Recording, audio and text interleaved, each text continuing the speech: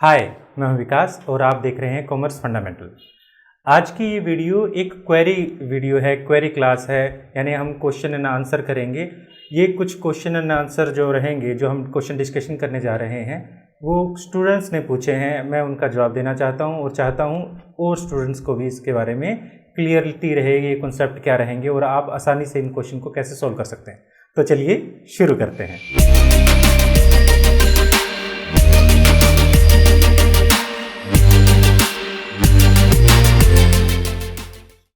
तो आज का जो फर्स्ट क्वेश्चन है हमारे पास, देखिए ये first question, x and y are sharing profit and losses into 5:3. Z is admitted and it is decided that their profit sharing ratio between x, y and z shall be the same as existing between x and y. तो यहाँ समझिए question क्या है। कहता है x और y में 5:3 profit sharing ratio 5/8 and 3/8। तो यहां पर एक नया पार्टनर आता है जेड, एक नया पार्टनर आता है Z. Z shall be same as existing between, यहां कहता है वाई एंड जेड। यहां पर वाई और जेड में वही प्रॉफिट शेयरिंग रेशियो होना चाहिए जो एक्स और वाई में है, यानी 5:3, 5/8, 3/8। ये जो क्वेश्चन है, ये क्वेश्चन आपको सेम क्वेश्चन मिलेगा APC पब्लिकेशन में, जो DK गोयल उनके राइटर हैं और 2020 उसका एडिशन है। इस क्वेश्चन को बुक में पेज नंबर जो है वो 4.16 पे दिया गया है। आप इस क्वेश्चन को जब आप इस क्वेश्चन को कर रहे हैं तो आपको हो सकता है आंसर किसी और तरीके से लिखा हुआ मिले, बट मैं उसी क्वेश्चन को थोड़ा आसान तरीके से समझाना चाहता हूं। एक तरह से आप ये समझिए, ये ट्रिक है। जब भी आपको ऐसा दिया जाए, जब दो पार्टनर है एक्स और वाई या ए और बी, और एक नया पार्टनर आता है और किसी दो पार्टनर में सेम रेशियो बन जाता है, तो आप इसको इस तरह से करेंगे जैसे मैं बता रहा हूं। वो बड़ा ही आसान रहेगा, समझ में भी आएगा, और इसको एक तरह से ट्रिक समझ लीजिए। देखिए क्वेश्चन को किस तरह से करें।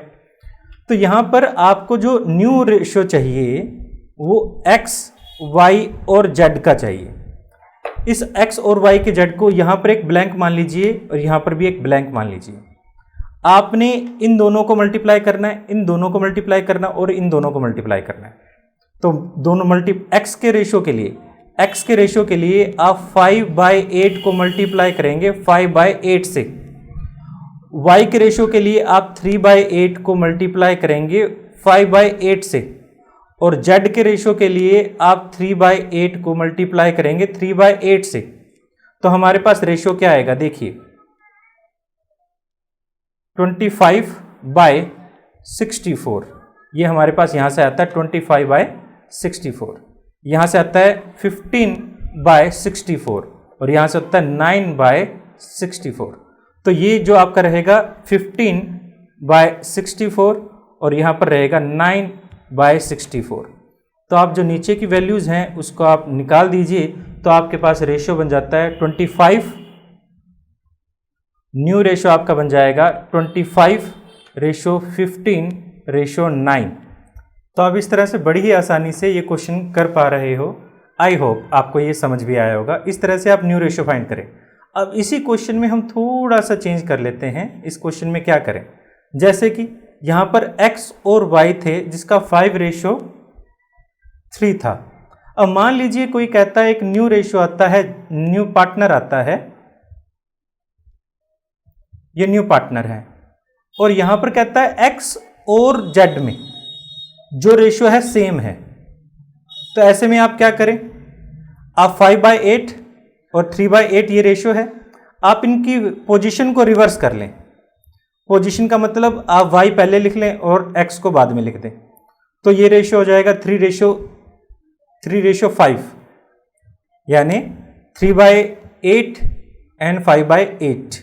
और यहां पर नीचे लिख लें अब x और z, तो ये 3/8 और 5/8। अब फिर मल्टीप्लाई आप करें इसको इससे, इसको इससे और इसको इससे। तो यानी x की वैल्यू, जो y की वैल्यू रहेगी उसके लिए आप 3/8 को मल्टीप्लाई करेंगे 3/8 से।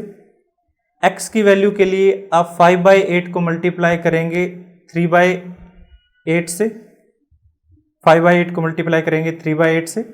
और z की वैल्यू के लिए आप 5/8 को मल्टीप्लाई करेंगे 5/8 से। तो इस तरह से आपकी वैल्यू जो आती है 9/64, 15/64 और 25/64 आ जाएगी। यानी y, x और z की वैल्यू जो 9:15:25, या फिर आप इसको कन्वर्ट करें बाद में x, y और z में, तो 15:9:25, इस तरह से आप बड़ी ही आसानी से इनके सॉल्यूशन कर सकते हैं। अब एक और क्वेश्चन देख लेते हैं, ये भी स्टूडेंट्स ने ही मुझसे पूछा है। वैसे क्वेश्चन आसान है, क्वेश्चन तो काफ़ी आसान है, बट इसके पीछे का कॉन्सेप्ट काफ़ी बार हमें माइंड स्ट्राइक नहीं कर पाता, इस वजह से हम पता नहीं लगा पाते। बट इस तरह के क्वेश्चन में क्या होता है, जब एक पुराना पार्टनर है वो सेम रेशियो चाहता है और एक नया पार्टनर आ रहा है, तो यहाँ पर दोनों ही पार्टनर का जो शेयर ऑफ प्रॉफिट है वो फिक्स हो जाता है। ऐसे में कैसे करेंगे, तो देखिए यहाँ पर क्वेश्चन देखिए क्या है। क्वेश्चन में कहता है KLM are partner sharing profit 3:2:1, they admit N for 1/6 share. यानी जो न्यू पार्टनर है, न्यू पार्टनर वो आ रहा है N इज न्यू पार्टनर जो 1/6 शेयर के लिए आ रहा है, और M would retain their original share. K L और M में के 3:2:1 था, 3/6, 2/6, 1/6। M will retain his original share, और उसका ओरिजिनल शेयर जो है 1/6 है। तो यानी हमारे पास ये दोनों वैल्यू 1/6 ये वाली वैल्यू और 1/6 ये वाली वैल्यू, दोनों ही वैल्यू ऐसी है जो फिक्स रहेंगी। तो हमारे पास रिमेनिंग प्रॉफिट आफ्टर डिस्ट्रीब्यूटिंग किसको, जो N एंड M, तो 1 - 1/6 एंड 1/6, तो एलसीएम इसका 6 आ जाता है, 6 - 1 - 1, तो 4/6 हमारे पास रिमेनिंग पार्ट रह जाएगा। अब रिमेनिंग पार्ट में K और जो L है वो क्या लेंगे। अब यहाँ पर आपने इनका ये नहीं देखना, आपने इनको 6 को नहीं देखना, इन दोनों का रेशो क्या है 3:2, तो 3/5 और 2/5 बनेगा। तो आप देखेंगे जो केज शेयर, यहां पर सिर्फ ये बात ज्यादा ध्यान रखने वाली बात है कि यहां पर आपको 3/5 लेना है और 2/5 लेना है। ज्यादातर स्टूडेंट गलती क्या करते हैं, इसको 6 ले लेते हैं, यहां पर 3/6 ले लेते हैं, और यहीं से आपका क्वेश्चन जो है गलत हो जाता है। तो आप यहां पर क्या करेंगे, देखिए आप 4/6 को 3/5 में, और एल्स शेयर क्या हो जाएगा, एल्स शेयर 4/6 को 2/5 में। तो यहां पर हमारे पास जो वैल्यू आ जाती है, वैल्यू देखिए क्या आ जाती है 12/30 एंड 8/30। तो हमारे पास न्यू रेशियो जो है KLM एंड N, K का जो रहेगा वो 12/30 रहेगा, 8/30 रहेगा, M का जो पार्ट है वो सेम एज इट इज है 1/6, और ये भी 1/6। तो हम बराबर नीचे करने के लिए इसको 5 से मल्टीप्लाई 5 से डिवाइड कर देते हैं। तो वैल्यू जो हमारे पास रह जाएगी न्यू रेशियो वो आ जाएगा 12:8:5:5। इस तरह से आप न्यू रेशियो कैलकुलेट करेंगे। इस तरह से आप बड़े ही आसान तरीके से इस प्रकार के क्वेश्चन का आंसर कर सकते हैं। 2 और क्वेश्चन पूछे हैं स्टूडेंट्स ने, तो उसका भी जवाब मैं दे देता हूँ। वैसे आसान ही है, बट काफ़ी बार हम क्वेश्चन को अच्छे से पढ़ नहीं पाते, और मैं हमेशा ही ये कहता हूँ कि क्वेश्चन को आप बार बार पढ़ें। अगर समझ नहीं आ रहा तो 1 से 2 बार क्वेश्चन को पढ़ें। आपकी हर प्रकार की प्रॉब्लम का आंसर आपके क्वेश्चन के अंदर ही है। अगर आपने कॉन्सेप्ट पढ़ा है तो आपको आसानी से क्वेश्चन समझ आएगा। तो देखिए क्वेश्चन क्या था, A and B are partner sharing profit and loss in the ratio 2:1। A और B 2 पार्टनर थे जो 2/3 एंड 1/3 ओल्ड रेशियो इनका दिया गया है। C and D are admitted and profit sharing ratio, अब यहां पर न्यू रेशियो और ओल्ड रेशियो दोनों दिए गए हैं, ये न्यू रेशियो है और पहले वाला ओल्ड रेशियो है। Goodwill is valued at ₹2 lakh, हमें गुडविल की वैल्यू दी गई है 2 लाख रुपए। D bring required goodwill and 50,000 cash, अब यहां पर यहां बोलता है रिक्वायर्ड गुडविल, ये रिक्वायर्ड गुडविल कितनी है, हमें यहां पर ये ही मेनली कैलकुलेट करना पड़ेगा कि रिक्वायर्ड गुडविल कितनी है। अब अगर कोई न्यू पार्टनर आता है, न्यू पार्टनर जब आएगा, जितना वो शेयर लेना चाहता है, जैसे यहां पर देखिए न्यू रेशियो हमें दिया गया है 4:2:3:1, तो हमारे पास इनका टोटल करें तो कितना हो जाता है, 10 हो जाता है। 4/10, 2/10, 3/10 एंड 1/10। तो जो हमारे पास नए पार्टनर ए बी सी और डी, सी जो है सी शेयर करें, सी का शेयर 3/10 है, तो सी अपने 3/10 हिस्से के लिए आता है। और डी जो है, अगर हम डी शेयर की बात करें, डी जो है वो हमारे पास आता है 1/10 के लिए, ये 1/10 हो जाएगा। तो टोटल गुडविल हमें क्वेश्चन में दी गई है 2 लाख रुपीस। तो टोटल गुडविल का अगर हम कहें C will bring part of goodwill, तो वो कितना लेकर आएगा, जितने हिस्से के लिए वो आया है, वो 2 लाख में से जितने हिस्से के लिए वो आया है, वो कितने हिस्से के लिए आया है, 3/10 के लिए आया है। तो 3/10 करें तो सी जो है 60,000 रुपीज गुडविल के लिए लेकर आएगा। इसी तरह D will bring part of goodwill, तो डी कितनी गुडविल लेकर आएगा, ये 2 लाख रुपए में से 1/10 करें तो डी जो है वो 20,000 गुडविल लेकर आएगा। तो आई होप ये आपको समझ आया होगा, ये 60,000 और ये 20,000। आगे क्वेश्चन को पढ़ लेते हैं। डी ब्रिंग गुडविल, ठीक है, D bring goodwill, required goodwill हमें पता चल गया। अब रिक्वायर्ड गुडविल कितना था, C bring 50,000 cash and 40,000 worth stock his capital in addition to required amount of goodwill in cash. यानी कहने का मतलब यह है कि वो कैश के अलावा लेकर आता है। तो अगर हम देखें तो हमारे पास डी का कितना रहेगा, सी का कितना रहेगा। डी जो है, अब यहां डी की बात करते हैं एक बार। डी जो है, डी क्या लेकर आया, D bring 50,000 cash for capital, capital के तौर पर वो 50,000 रुपए लेकर आएगा कैपिटल के तौर पर।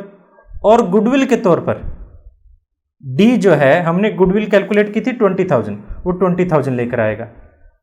टोटल इस तरह से वो 70,000 लेकर आ देगा। तो हम यहां क्या जनरल एंट्री करें, जनरल एंट्री हमारे पास क्या हो जाएगी, फर्स्ट जनरल एंट्री हमारे पास रहेगी बैंक अकाउंट डेबिट कितने से, 70,000 रुपए से, टू डीज कैपिटल, डी की कैपिटल अकाउंट हो जाएगा यहां पर 50,000 रुपए, और टू हमारे पास हो जाएगा प्रीमियम फॉर गुडविल, हम कर देंगे यहां 20,000 रुपए। यहां तक तो आई होप आपको समझ आया होगा। अब बात आती है हमारे पास जो सी क्या लेकर आया। अब सी देखा जाए, सी 50,000, सी जो है 50,000 लेकर आया है हमारे पास। सी ब्रिंग 50,000 कैश एंड 40,000 वर्थ, यानी 40,000 रुपए और लेकर आया है। किसके लिए, एज कैपिटल के लिए लेकर आया है, यानी 90,000 वो कैपिटल के लिए लेकर आया है। और उसकी रिक्वायर्ड गुडविल कितनी थी, 60,000, 60,000 वो गुडविल के लिए लेकर आएगा। टोटल उसे देखा जाए 1,50,000 लेकर आने चाहिए थे, जिसमें से 40,000 वो लेकर आया है स्टॉक में। अब थोड़ा मैं नीचे लिख देता हूं, थोड़ा काफी भीड़ हो गई है इसमें। देखिए हमारे पास उसने टोटल जो है वो कैश लेकर आया है 50,000 रुपए, एज कैपिटल और 60,000 लेकर आया है कैश एज गुडविल। यहां पर स्टॉक लेकर आया है 40, तो टोटल कैपिटल उसकी हो जाती है 90,000 रुपए और यहां पर 60,000 रुपए। ठीक है, इस तरह से टोटल अगर कैश की बात करें तो ये कैश था, 1,10,000 वो कैश लेकर आता है और स्टॉक लेकर आता है 40,000।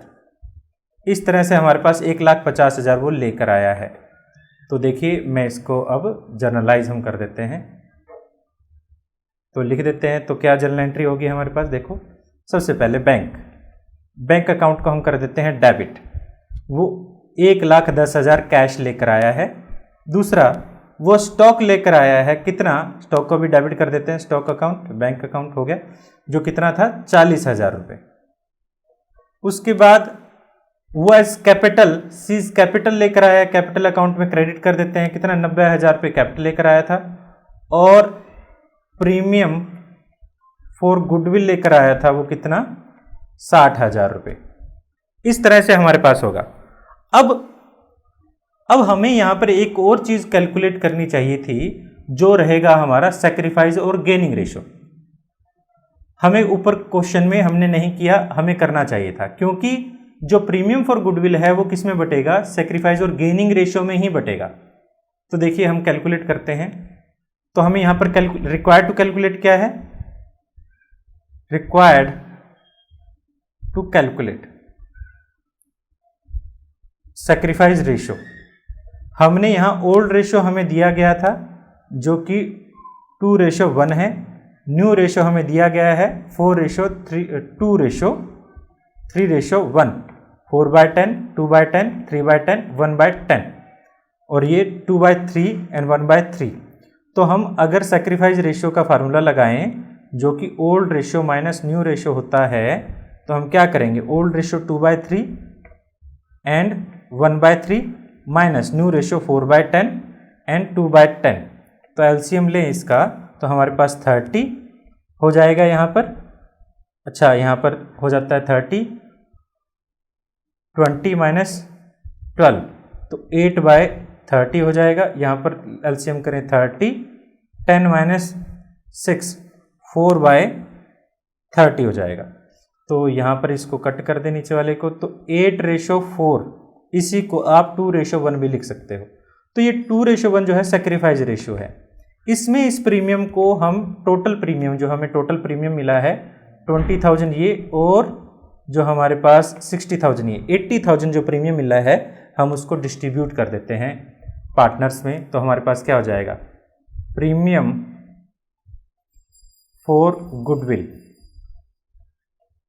डेबिट हो जाएगा 80,000 से टू, हमारे पास कौन कौन थे पार्टनर, ए इज कैपिटल और बी इज कैपिटल। ठीक है, मैं नीचे लिखने का प्लेस कम है मेरे पास, ए इज कैपिटल और बी इज कैपिटल में मैंने कर दिया है। किस रेशियो में, देयर सैक्रिफाइस रेशियो, जो कि 2:1 हमने कैलकुलेट किया था। तो ये 53,333 और 26,667। तो एक अमाउंट को आप बढ़ा देंगे और इसको आप इस तरह से कर देंगे। तो ये भी बड़ा ही आसान सा क्वेश्चन था। तो एक और क्वेश्चन स्टूडेंट्स ने पूछा है, जिनको ये चैप्टर हो सकता है अच्छे से समझ आ गया हो अब तक का, तो वो इस वीडियो को स्किप कर सकते हैं अगर आपको बहुत ज़्यादा लेंथी लग रहा है। ये हमारा लास्ट क्वेश्चन रहेगा। इस क्वेश्चन में क्या है, देखिए क्वेश्चन क्या है, A B are partner sharing profit losses. कहता है 2:1 में हम प्रॉफिट शेयरिंग कर रहे हैं। ठीक है जी, आगे कहता है they admit C as a partner for 1/5 share. C bring 5 lakh as his capital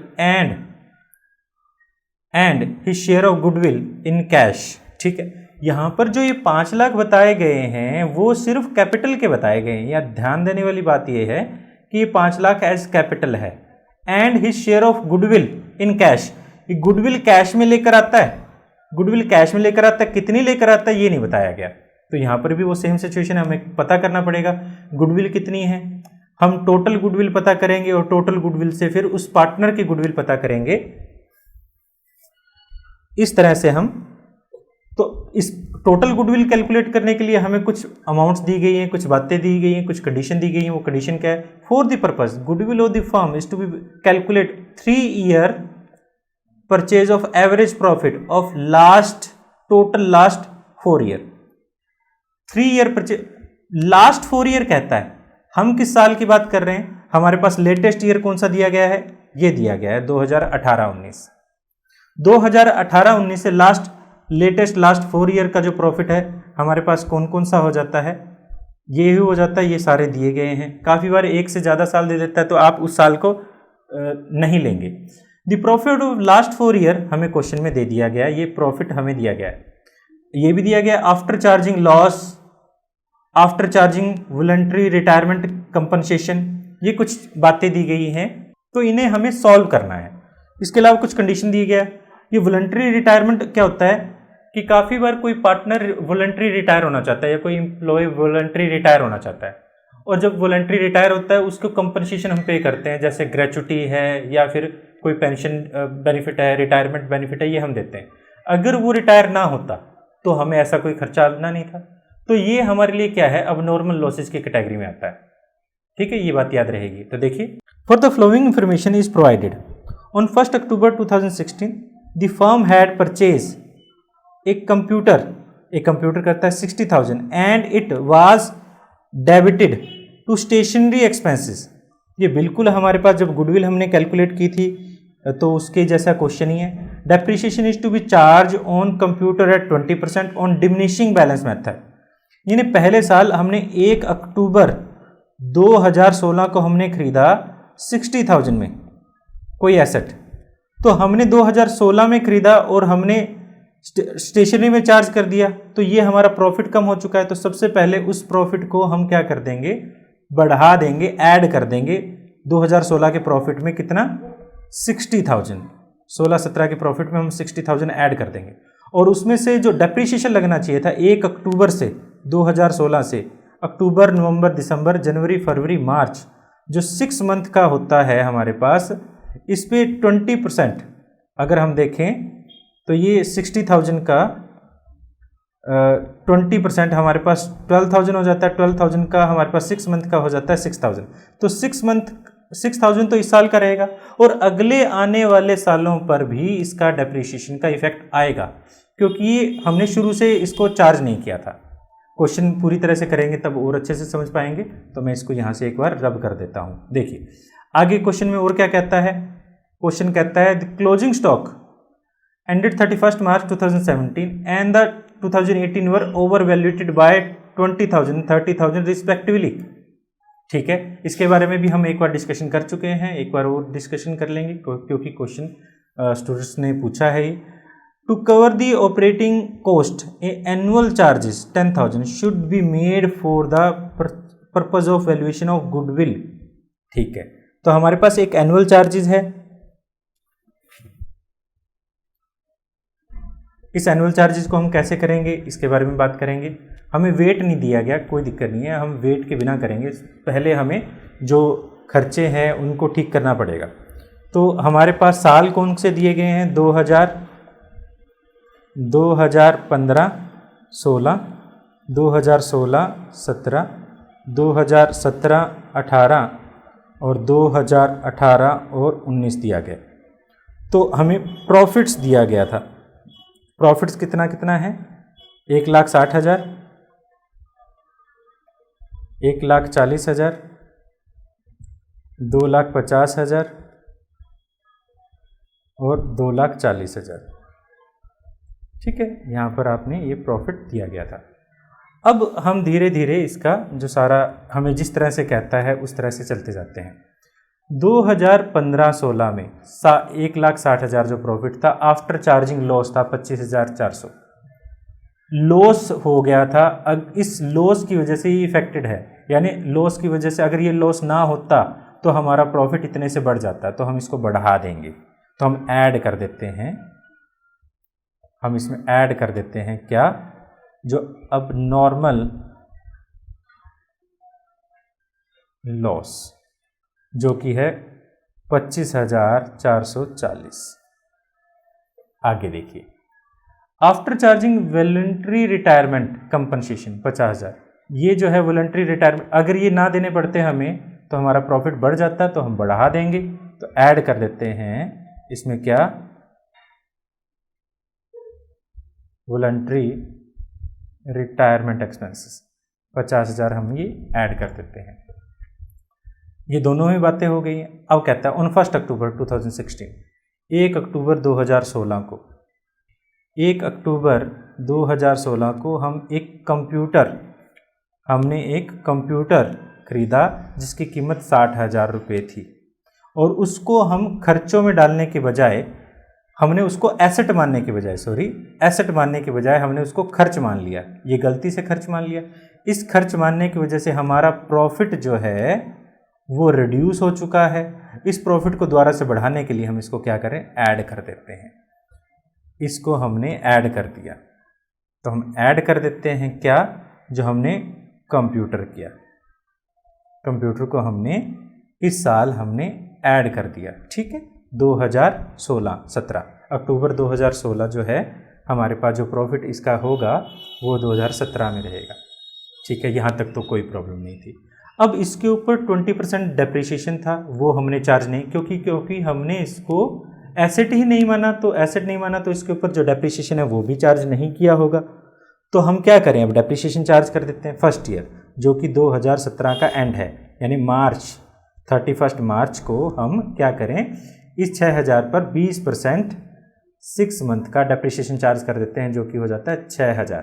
तो हमारे पास जो वैल्यू है वो कितनी बच जाएगी, 54,000 वैल्यू, डिमिनिशिंग बैलेंस वैल्यू बच जाएगी। डिमिनिशिंग वैल्यू कह सकते हो, डिमिनिशिंग वैल्यू जो है बच जाएगी, रिटर्न डाउन वैल्यू कहते हैं इसको, रिटर्न डाउन वैल्यू बच जाएगी। तो 6,000 इस साल का खर्चा है, क्योंकि हमने उसको एसेट माना ही नहीं था तो खर्चा भी लेस नहीं किया होगा, तो इस 6,000 को हम लेस कर देंगे डेप्रिसिएशन।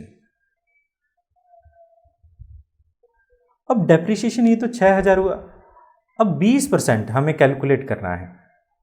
तो अब 54,000 पे सेकेंड ईयर, यानी 2018 की 31 मार्च को यहाँ पर 12 मंथ का रहेगा। 12 मंथ का 54,000 पर आप 12% कैलकुलेट करते हो तो 10,800 डेप्रिसिएशन आएगा। तो ये भी हमने नहीं किया होगा, तो ये भी हम लेस कर देते हैं नेक्स्ट ईयर में 10,800। ठीक है, अब इसी तरह इसको लेस कर दें तो वैल्यू हमारे पास कितनी बच जाएगी, इसको लेस कर देते हैं 0 0। अच्छा, 10 में से 8 लेस करें 2 रहेगा, और 4 में से यहाँ 3 रहेगा, और 5 में से हम 1 लेस करें तो 5 में से 1 लेस करें तो यहाँ 4 रह जाएगा। अब इस पे हमारे पास नेक्स्ट ईयर 2019 की 20% अगर हम करें तो ये जो वैल्यू रहेगी 8,640 रहेगी। तो ये भी हमारा डेप्रिसिएशन है, तो हम ये कर देते हैं 640। तो ये सभी सालों का डेप्रिसिएशन था। इस तरह से हमने फर्स्ट कंडीशन को क्लियर किया। ये हमारी फर्स्ट कंडीशन थी, हमने इसको क्लियर कर दिया। ठीक है, मैं इसको एक और ड्रॉ कर देता हूँ। तो ये फर्स्ट कंडीशन हमारी क्लियर कर चुका है। अब second condition, closing stock ended 31 March 2017 and 2018 were over valuated. ठीक है, क्लोजिंग स्टॉक जो है 31 मार्च 17 एंड 18, यानी हमारे पास 2 सालों का 2017 का जो एंड हो रहा है वो, और 2018 का जो एंड हो रहा है वो, दोनों ही ओवर वैल्यूएटेड थे। कितने से, 20 और 30,000 से।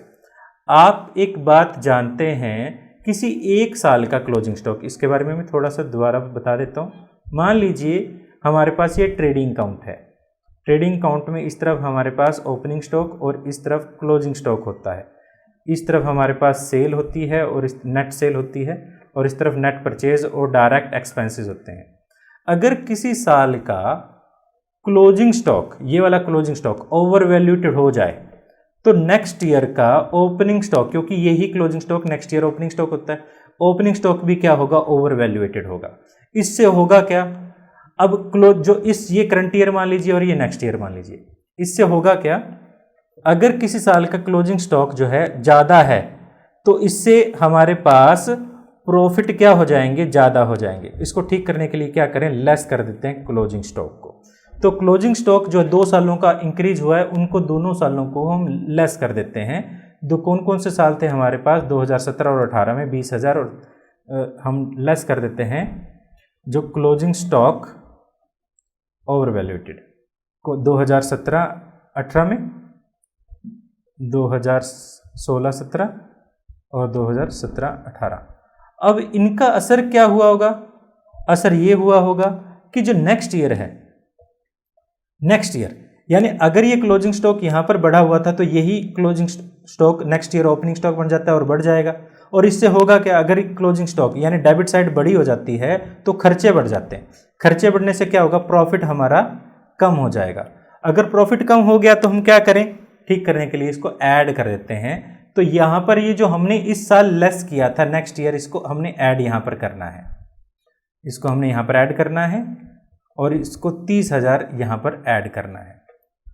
तो हम यहां पर कर देते हैं ऐड क्या, ओपनिंग स्टॉक ओवर वैल्यूएटेड। यहां पर भी मेरे ख्याल से आपको क्लियर रहा होगा। अब हमने डेप्रिसिएशन, कोई ऐसी खर्चा है, एनुअल चार्जेस है जो पहले नहीं होते थे अब होते हैं, तो उनको एनुअल चार्जेस है, तो एनुअल चार्जेस के लिए हम सभी सालों में से लेस कर देते हैं एनुअल चार्जेस। 10,000 हम हर साल से लेस कर देते हैं। और फिर अब ये जो प्रॉफिट होगा ये हमारे पास कैसा प्रॉफिट होगा, एडजस्टेड प्रॉफिट होगा। तो एडजस्टेड प्रॉफिट 1,75,440, हमने सारी वैल्यू का एडलेस करें तो अब यहाँ पर 2,14,000 रहेगा, यहाँ 2,19,200, यहाँ पर 2,51,360 और इनको सभी को टोटल कर लें तो हमारे पास टोटल प्रॉफिट बन जाता है 8,60,000। अब इसका क्या करना है, हमें एवरेज निकालने के लिए 4 से डिवाइड कर दें तो एवरेज प्रॉफिट हमारे पास क्या रह जाएगा, 2,15,000। और हमें इसका क्या करना था, हमें इसका करना था 3 ईयर परचेज करना था। तो हमने एवरेज प्रॉफिट का हम 3 ईयर परचेज कर लेते हैं। तो हमने एवरेज प्रॉफिट हमारे पास हमने एवरेज प्रॉफिट निकाल चुके हैं।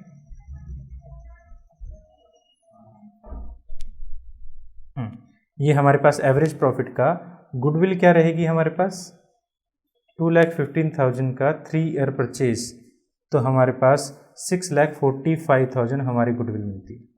अब नया पार्टनर कौन आ रहा था, अब देखिए नया पार्टनर आ रहा था हमारे पास सी कैश लेकर आया 50,000 और अपना हिस्सा लेकर आया गुडविल, उसका हिस्सा कितना था 1/5। तो इसका आप 1/5 कर लेंगे, 6,45,000 का आप 1/5 करेंगे तो वो क्या रहेगा, सीज शेयर ऑफ गुडविल रहेगा।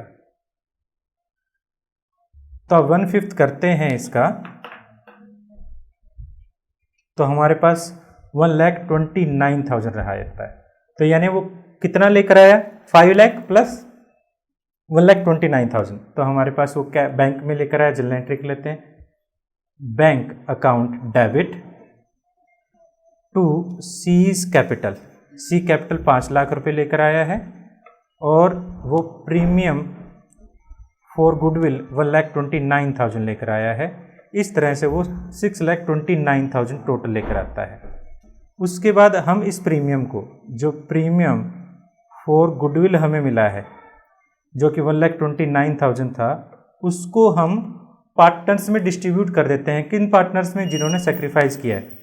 तो हमारे पास जो, क्योंकि कुछ इंफॉर्मेशन नहीं दी गई तो यही रेशियो हमारे पास ओल्ड रेशियो ही किसके बराबर हो जाएगा, सेक्रीफाइस रेशियो के बराबर हो जाएगा। तो हम सेक्रीफाइस रेशियो में ही डिस्ट्रीब्यूट कर देते हैं, जो रहेगा हमारे पास as capital account to B's capital account, their sacrifice ratio जो कि 2:1 हम कर लेते हैं। तो 86,000 एंड 43,000 हो जाता है। ये वो क्वेश्चन थे जो स्टूडेंट्स ने पूछे थे। इसके अलावा प्रीवियस वीडियो में एक और बात रहती थी जिसके बारे में बात कर रहा था, प्रीमियम। हम जो गुडविल को प्रीमियम क्यों कहते हैं। अब देखिए, आप जब इंश्योरेंस करवाते हैं तो इंश्योरेंस के लिए आप प्रीमियम देते हैं। क्या आपको इंश्योरेंस का बेनिफिट मिलेगा, ये पक्का है? नहीं, मेरे ख्याल से नहीं। उसके लिए मरना पड़ेगा और कोई भी मर के बेनिफिट नहीं चाहता। अब अगर आपको इंश्योरेंस का बेनिफिट मिलेगा या नहीं ये पक्का नहीं है, आप उसके लिए प्रीमियम पे करते हैं। इसी तरह गुडविल का जो एक इनकमिंग पार्टनर है, एक जो न्यू पार्टनर है, वो गुडविल के लिए प्रीमियम पे करता है। जो ओल्ड पार्टनर है उनको गुडविल का प्रीमियम पे करता है, बट वो खुद इस गुडविल की वजह से, इस प्रीमियम जो पे किया है उसने, इस गुडविल की वजह से क्या वो फ्यूचर में फ़ायदा उठा पाएगा या नहीं उठा पाएगा ये पक्का नहीं है। इस वजह से हम गुडविल की अमाउंट को प्रीमियम भी बोलते हैं। आई होप ये आपको समझ आया होगा। हो सकता है आपको लगे कि ये ऐसा नहीं है या नहीं है या है, कुछ भी है, आप इसको कमेंट बॉक्स में लिख सकते हैं।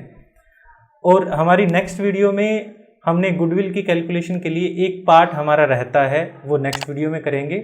तो आई होप ये आपको सब समझ आया होगा। Please subscribe our channel. तो फिर मिलते हैं किसी और वीडियो में, जब तक के लिए